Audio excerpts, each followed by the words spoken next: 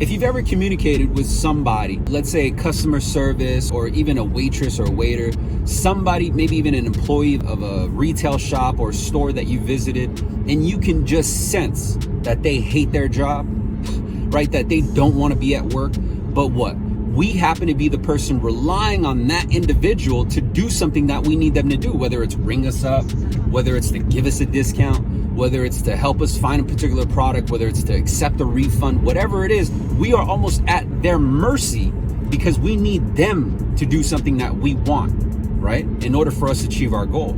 And so if you're communicating with that individual, most of society, most of people will kind of shy away from like, man, this person's a dick. Or man, I can't stand. So they'll bark back, right? They'll meet aggression with aggression. However, what I do understand is that two wrongs don't make a right. So you can't meet aggression with aggression, kind of like when we're, cold calling prospects and they're mad, or when we're in the heat of a moment of a sale and we start getting argumentative. That's not the right way to go about it, because that argument is never going to work out with, oh, okay, you're right. Somebody has to fold.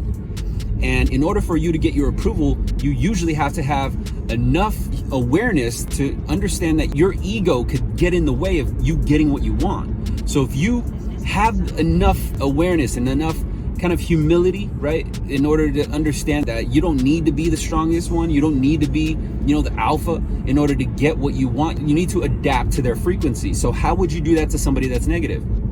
Well, how you would do that to somebody that's negative is you get on their level. So you understand the genre, right? You understand their rhythm. You can hear it. You can almost hear it. Like, you ever get that? Like your partner or your spouse or your girlfriend, boyfriend talks to you and then they ask you, well, what's wrong with you? Like, nothing's wrong with me. Why? Because you sound like you're mad, right? Like, I could just tell you're mad. Why? It's because the frequency, the rhythm, the genre of your tonality. And this is why they say tonality is so important.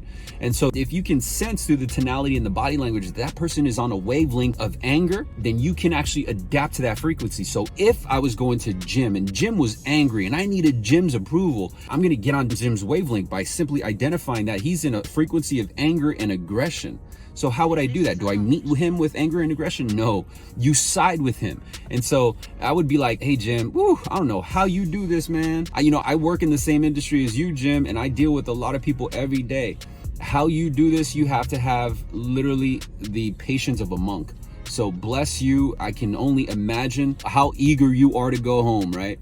And, so I salute you. I appreciate your patience, Jim, for what you do. If you do this every day, man, God bless you. You deserve a raise. And that's how I would kind of get on their wavelength, because I want to build rapport. I want to show them that I'm empathetic to how they feel, because if Jim just sees me as another demanding consumer that just wants to use Jim as a tool, then he's going to treat me like everyone else. He's going to get even madder.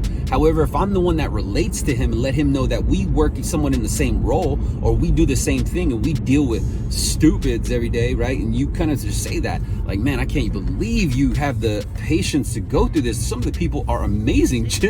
How do you do this without hitting your computer screen? And joke with him, try to get him to laugh, right? And say, anyways, I'm going to be probably the easiest person you're going to deal with, Jim, because I understand where you're coming from. I understand what you do. So let's spend some time together, Jim. I'm going to be the reason why you finally smiled today, right? And so this is how you get on their side. And why though? Because you need Jim to let down his guard. You need Jim to understand that you are on the same frequency. You're in the same genre, right?